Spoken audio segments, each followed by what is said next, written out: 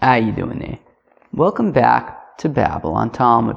Today we're studying Daf Nun Beis, Daf 52 of Masechta Sanhedrin. Friends, should I take off my sweatshirt? Okay, 1 second. Cool. Also, the sun is like very, very much like right in my face. I don't think you can actually see the video at all, and there's a lot of sun, but I guess it means the sun is probably setting at some point during this daf. So maybe by the end we'll be able to see something. Anyways, where are we? So today is an interesting daf. We're going to be discussing a few mishnayos. The first mishnah talks about sreifa. The second mishnah talks about sayif. And the third mishnah talks about chenek. So a very deathly, very lethal daf here on Masechta Sanhedrin, Daf Nun Beis. Here we go. We start the Mishnah about 15 or so lines into Daf Nun Beis Amud Aleph. Zok the Mishnah, mitzvah hanisrofin. Oh, so how does burning somebody work? They would, I guess, dig him into the ground. They would stick him into the ground up until his knees to keep him from moving around too much. And they would take a stiff cloth and wrap it in a softer cloth, and they would wrap that around his neck. And I guess there were two executioners, two assistants on either side of his neck, and they would pull on this rope kind of thing around his neck to force him to open up the mouth. And then they would light, was going to see in the Gemara, it's lead. So they would basically cook up some lead, make molten lead, and pour it down his hatch, pour it down his throat. And the molten lead then pours down into his innards, and burns him out. And without any inner organs, let's just say, see you in Wellwood. Rabbi Yehuda Omer says, Rabbi Yehuda, Rabbi Yehuda says, wait a second, it can't be that they take these ropes and wrap it around his neck and open up his mouth and, force his mouth open that way, because if he dies from that, that's, as we're going to see later on today's daf, that's punkt the way that they do chenek. So if when they if they pull on his throat and they kill him, so that would be chenek, it wouldn't be sreifa. Ella, rather, pesach is piv b'tzvas, rather they open up his mouth, they force open his mouth with some kind of tongs, shaloi b'tervose, against his will, umadlik is apsilo, v'zork l'sech piv, and they pour into his mouth molten lead, v'yoredis l'sech me'av, v'chomeres is b'nei me'av, and it then travels down into his innards, and burns out his intestines, and see in Wellwood. Hazoy. Omer Elazar b'Reb Tzadik, Maise b'Baskoin Achas, says Reb Elazar b'Reb Tzadik, there's taka Maise with a Baskoin, Shezinso, v'kifu chavilis moris v'sarfu. And how did they burn her? Not by pouring molten lead down her hatch, but rather by, the old-fashioned way, create a fire. And azoy, right? They wrapped around with different branches, and they made a bonfire. And okay. They said, yeah, but they did it wrong, right? They said to Reb Elazar b'Reb Tzadik, look, they did it wrong. Clearly, the bezdin was not a good bezdin. Rashi says they would stuk him. The Gemara is going to say that they would stuk him, because stukim, of course, they just read psukim and translate literally the psukim. So the psukim says boish tisarif, so they burnt her in fire. But that's, as we know, Torah Sheba'al Peh is telling us that it's molten lead. Frag the Gemara, my psila, what is this wick? Omer of masna psila shel aver. It's talking about a wick of lead, that they would burn the lead, make it into molten lead, and pour it down the hatch. Minolon. Now, how do we know that sreifa is pouring the molten lead down the hatch? Maybe it is taka making a bonfire. So, asya sreifa me adas koirach. Well, by the congregation of Kerach that rebelled against Moshe and Aharon in the desert. So it says there that they all burnt up. And Malaholon Seifas Neshome V'Guf Kayim Afkan Seifas Neshome V'Guf Kayim. So just like over there by Adas Kerach, it was talking about where their souls were burnt, but their bodies remained intact. So here also we want to burn the soul, but keep the body intact, and that is by pouring molten lead down the hatch. Rabbi Elazar says that Taka, we learn it from the Bnei Aharon, from Nadav Avihu, that right, Kavosum Lifnei Hashem Vayamusu, and so there also the soul got burnt up, but the body remained intact. Just by Nadav Avihu, it was the soul that burnt up, but the body remained intact. So here, Ochit by Sreifa, we're talking about where the neshama is burnt up, but the body remains intact. So the one who learns it out from Adas Kerach, how do we know that Adas Kerach, their souls burnt, but their bodies remained intact? The Apostle says, because over there were those like shovels of, what was it, incense, and it says that the shovels of those sinners with their souls, that it was their souls that got burnt, but their bodies remained intact.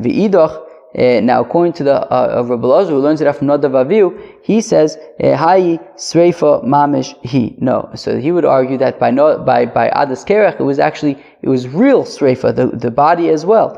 So what does it mean that their souls were burnt? Shenischayvu sreifa al iske nafshesum. That why were they chayiv sreifa, where their whole body, not just their soul, their whole body got burnt up? According to Rabbi Elazar, Kiddush Lak, right, because of the matters of their nefesh, of their soul. Kiddush Lakish, like Rish Lakish expounds them. Rish Lakish, what does the pasuk mean? Pasuk in Tilim, right? Yo, B'chanfei laige moig charek alai shinemo b'shvil chanufa, because of the flattery shechnifu lekerach aliske legimo. That basically, I guess, Kerach was a wealthy guy, and he had what were they called? The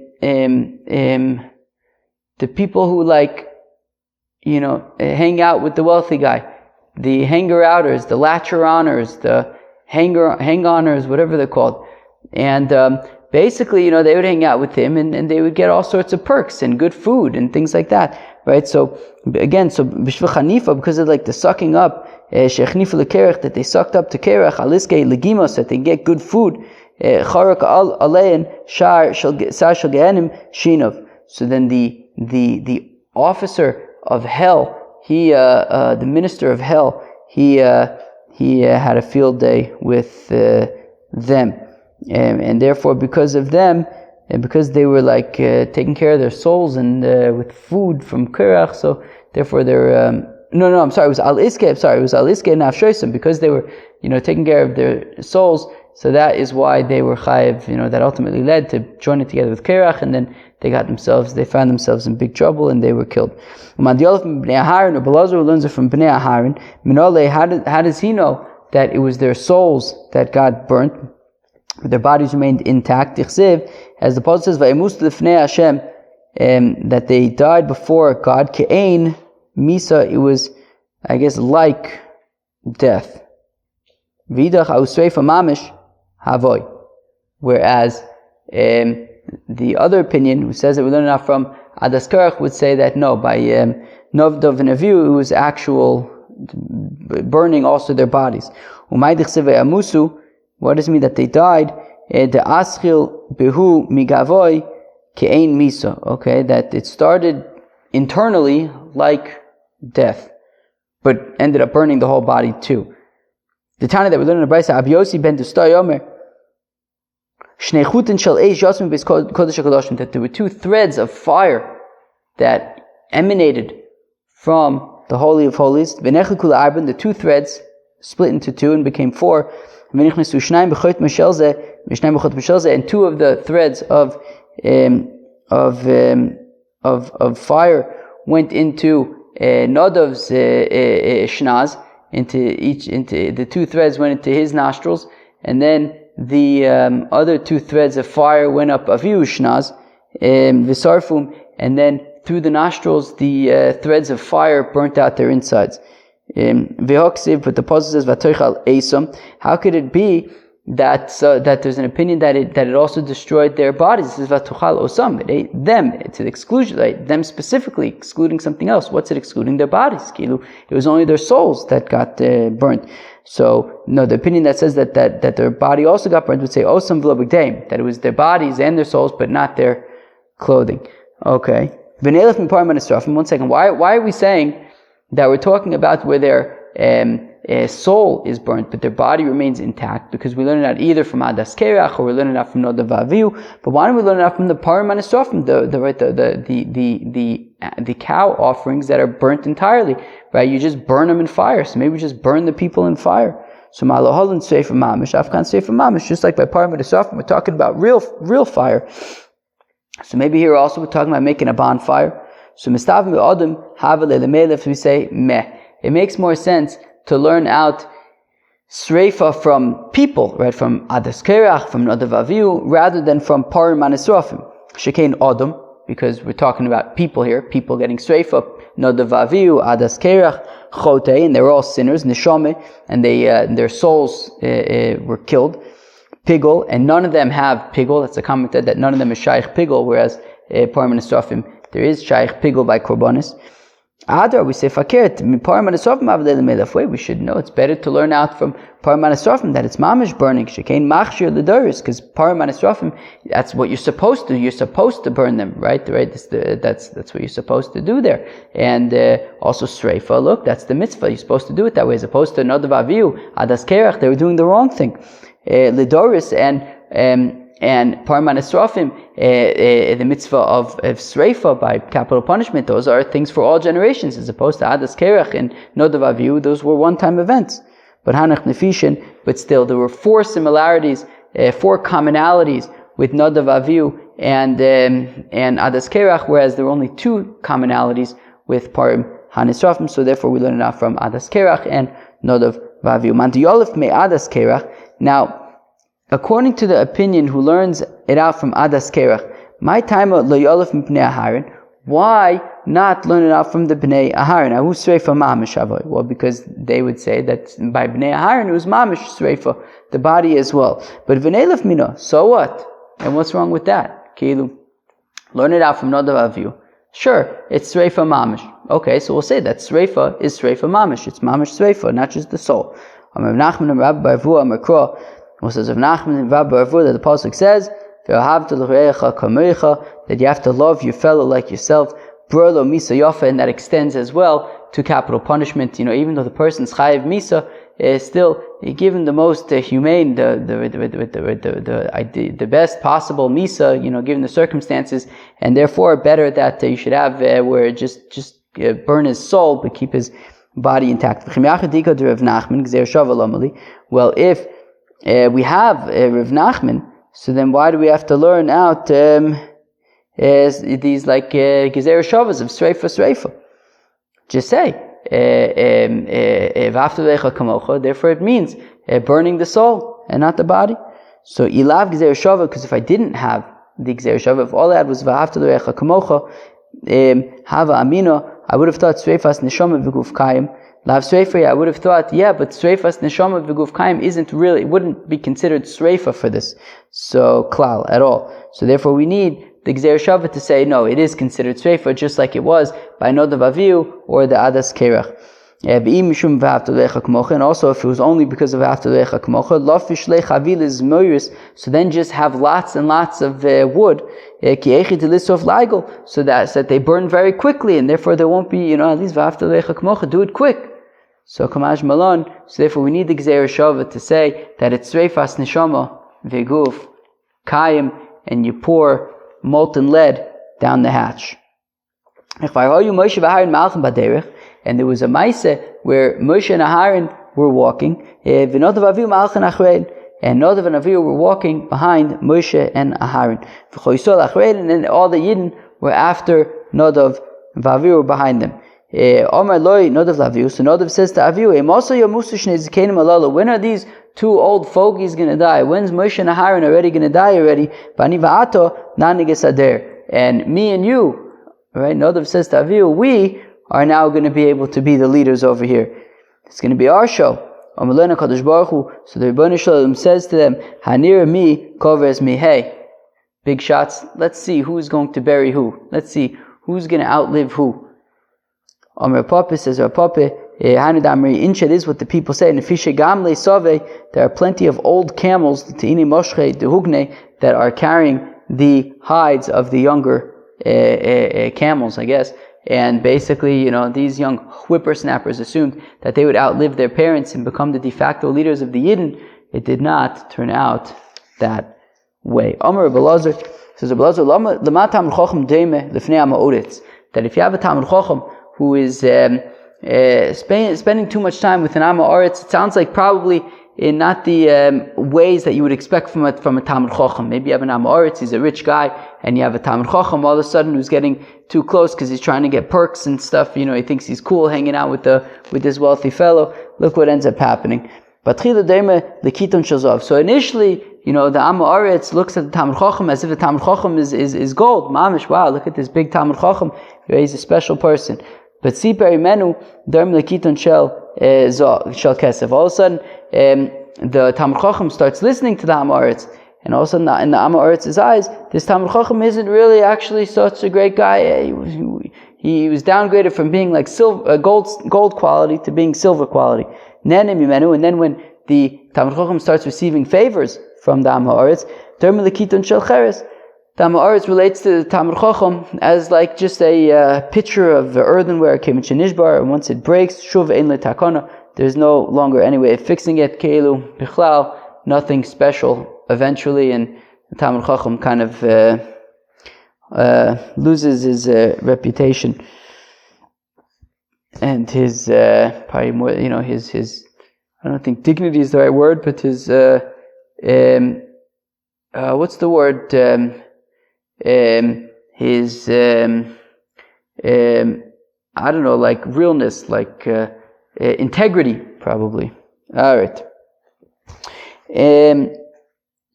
Imrusa Bastali, Baskoinches Insa Avoy. Imrusa Bastali was a Baskoinches Insa.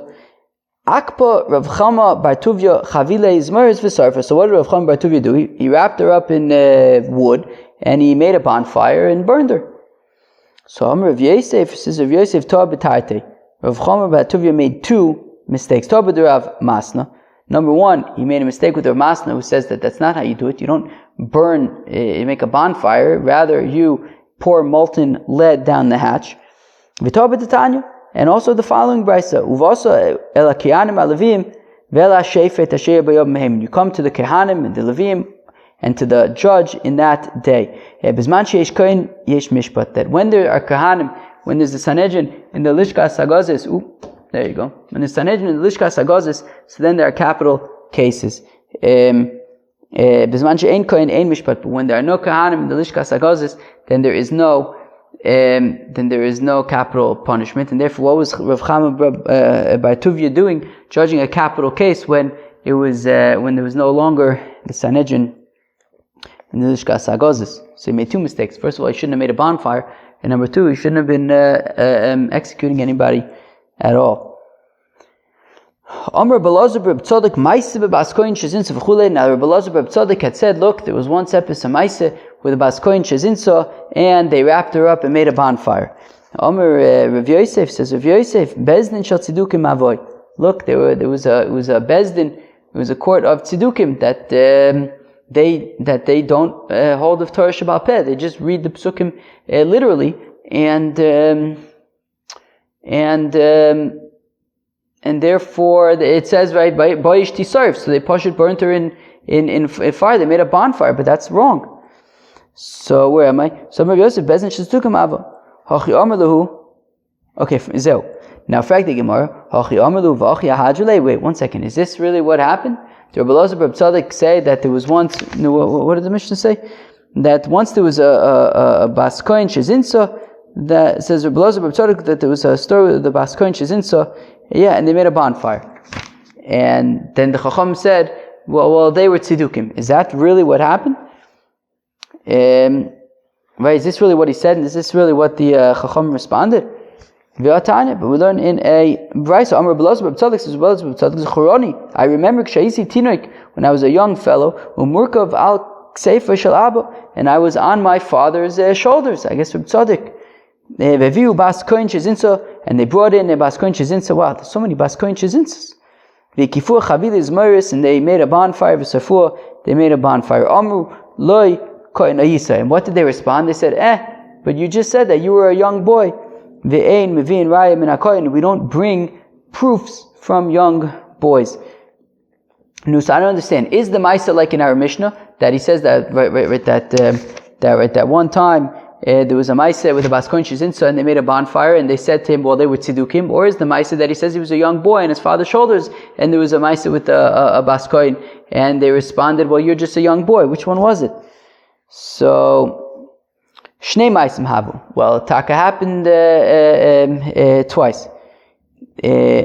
Hey Amalu Bereisha. Well, which story happened first? Ilem, if you're going to say Hakamaisu Amalu Bereisha, if you're going to say that the story from the Mishnah happened first, the story of when he was an adult happened first, that wouldn't make sense. Amrulei Amalu Kshu Gadol.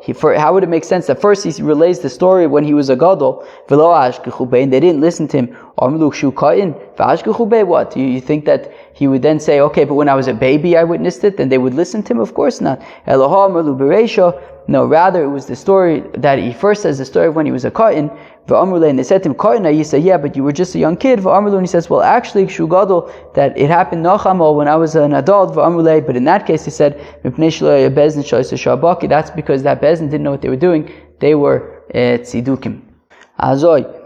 Now we get up to the next Mishnah. Mitzvahs HaNe'erogin. How does Saif work? How does slicing off somebody's head with a sword work? Mitzvahs hanerogin hoymatizin es reisha b'sayif kederech shamal chusoyse.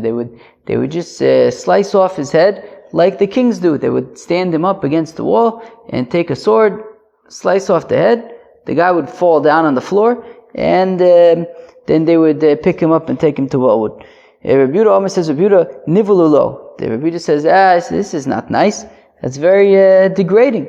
Ella, rather, manichin es reisha al asdan. You take his head and they put it on some kind of a board. The coat says bekupitz, and you take an axe and you hack his head off. So they said, what? This is even worse. That's mamish degrading. He's like a hunk of meat. You take his neck, put it on a board, and take an axe and just hack his head off. Oy vey. Zog the Gemara, Tanya is a bride. So Rabbi Yehuda says to the Chacham, Af ani yodeh shemisa minuvelesi. So Rabbi Yehuda says to the Chacham, look, I'm aware that my suggestion is not much better. Avo, ma'es, what can I do? Shari amu Torah uvchukoseim leiselechu. The Torah says that you don't walk in their ways. The ways that we said, what do we say? The Tanna Kama says you stand them up and you slice off his head in the manner that the kings do. Now, we don't do things in the manner that the kings do. We do things in the way that the Melech Malchim Lochem HaKadosh Baruch Hu wants us to do, like the Torah, like the Yidden do. Whereas the rabbis say, but since the Torah explicitly says that we should be slicing off somebody's head, so lo minayu kagaminu. We're not learning from them, we're learning from the Torah. And if you don't say like this, that when the Torah says to do something, but it happens to be that the kings do it a different way, that the malachim do it a different way, we listen to the Torah, well then they have another kasha. How the time that which one of the Bible says, surfing ala malachim, that when Jewish kings die, I guess it was a minute to burn their possessions, their bed and their possessions and things. And it's not considered the ways of the Amorites. But how can we do it? How can we burn the stuff of the kings? It says, don't go in their ways, and they do that kind of stuff. But rather, since it says in Tanakh it references to burning the possessions of the king. The Pasuk says, I think this is by Tzidkiyahu, and in the burnings of your father, Vigomer, we're going to burn your stuff. So we see that the Torah says that right that we do this. So Lominayu Kagamino, we're not learning from the Emori. It's not Darke Emori. Rather, it's the way that we do things from the Torah. V'achanami here also came Dichsiv Saif Be'Raisa. Since the Torah talks about Saif, Lav Minayu Kagaminon, we are not learning from. We're not learning from the Malachim. We're learning from the Rebbeinu Shalom. V'adatanan B'idach Pirkin, and that which we learn in the parak, which parak? The comment Ayin Vav. What's it? Eluin Anisrafin. Ayin Vav is Eluin Anisrafin. So what we learn over there. What do we learn over there? Eluin Aneirogin. These are those who get their heads sliced off. Haritzeach, a murderer. V'anshi Anidachas, and the members of an Ir Anidachas, their heads are sliced off. Oh man, nose. Okay. So I understand that the punishment for an Ir Anidachas is Saif. It says Lefi Charv, by the sword. Ela Ritzeach Minolan. How do we know that a murderer, his capital punishment is Saif? The Tanya is willing to brasa Nokim Yinokim. That the pasuk says, what does the pasuk say? That if a person kills his eved or his ama shivcha knainis, so then we say nokum yinokim. That what does it mean nokum yinokim? Mahu. What's the vengeance that we exact on this murderer? So kshu omer, when it says ve'veisi aleichem cherev nokemis nekam bris, that I will bring upon you a sword that will avenge the vengeance of the covenant. Vengeance is saif. So we see that a murderer is with a sword. Maybe we don't slice off his head, maybe we stab him with it. But it says like a sword, not like a dagger, I guess. But maybe they slice him from top to bottom. Maybe they don't slice off his head, maybe they just go vertically. They just just cut him in half from the top down. We gotta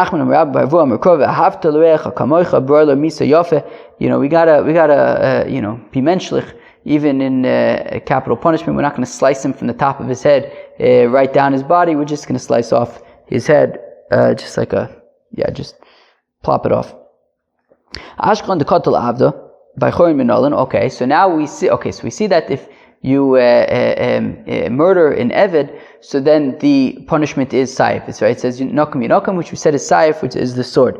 How do we know that if you kill a ben chorin, it's ochit saif? Well, v'lav kavachomer, it's kavachomer katal avda b'saif. If he kills an eved, the punishment is saif. By chorin bechenek. What if he kills a free person? By chorin, why would you think that it's a lower level misa of chenek? No, if killing an eved is saif, so then killing a ben chorin is at the very least saif. So anichalaman da amar chenek kal. So I understand according to the Chacham, we say that chenek is more lenient than saif, sure. But alaman da amar chenek chomer. But if you say that chenek is more stringent than saif, like Reb Shimon says, maybe taka, if you kill an eved, it is chenek, but if you kill a ben chorin, it's besaif. So nafkalei miditanya, no, we learn now from the brisa that it says by egla arufa. It says va'ata tavara adam hanoki mikirbecho, and you will cleanse out, let's say, the blood, the innocent blood from your midst. Hukshu kol shofchei dam leegla arufa. We compare all murderers to the egla aruf malahalan b'sayif, just like by egla arufa, it's with a sword, uminatzaver, and from the neck, afkan b'sayif uminatzaver. So also when it comes to all murderers, their punishment is with a sword, and we slice off their head from the neck. So that's the punishment. Malahalan b'kupitz mimul. One second, by egla arufa, it's with an axe, and we hack off the back of the neck. We hack from the back of the neck. So say here also it's with an axe from the back of the neck. No, we have to do a sort of menschlich kind of execution, and therefore you're not going to hack off his head with an axe from the back of the neck, rather just a nice clean slice with a sword. Azoy. Says the next Mishnah. Wow, today's been an eventful day. We learned so far about Sreifa. Saif, and now we're going to learn about chenek.